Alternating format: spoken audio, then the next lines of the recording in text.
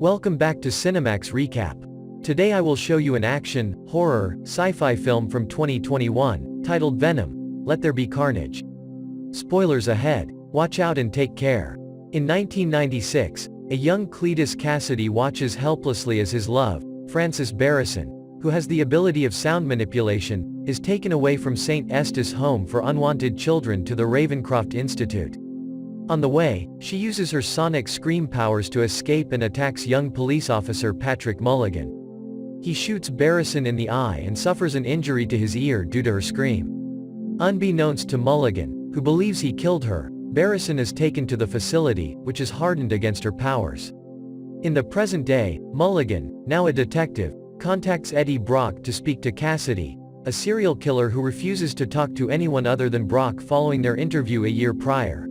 N1. After the visit, Venom, Eddie's symbiote, is able to figure out where Cassidy has hidden the body of victims, which gives Brock a huge career boost.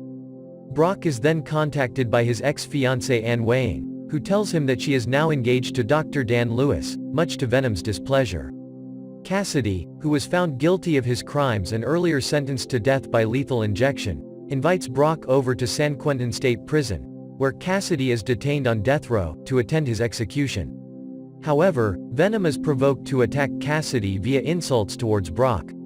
Cassidy bites Brock's hand, ingesting a small part of the symbiote. Back home, Venom, wanting more freedom to eat bad people, has an argument with Brock, and the two end up fighting until the symbiote detaches from his body. They go their different ways. Cassidy's execution fails when a red symbiote emerges and blocks the injection. It introduces himself as Carnage and goes on a violent rampage through the prison, freeing inmates and killing guards. Cassidy and Carnage then make a deal. Carnage will help Cassidy break out Barrison from Ravencroft, and Cassidy will help him eliminate Brock and Venom. Mulligan calls Brock and warns him about the situation.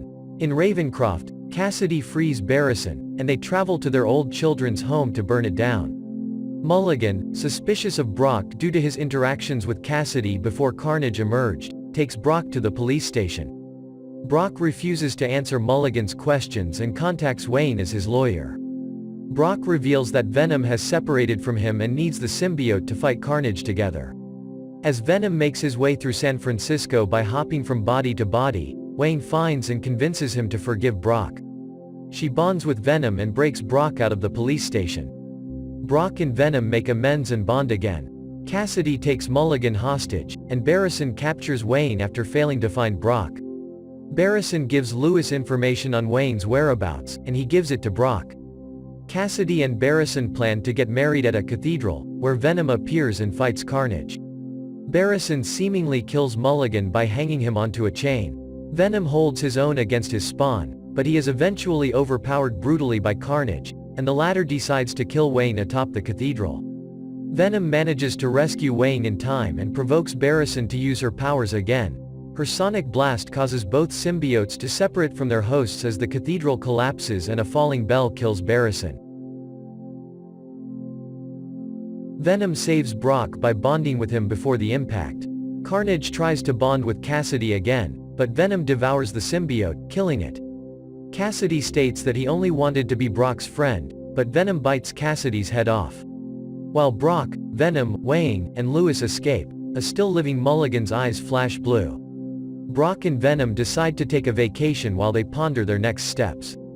In the mid-credits scene, Venom tells Brock about the symbiote's knowledge of other universes. But, before Venom can show him, a blinding light transports them from their hotel room to another room where they watch J. Jonah Jameson reveal Spider-Man's identity as Peter Parker on television.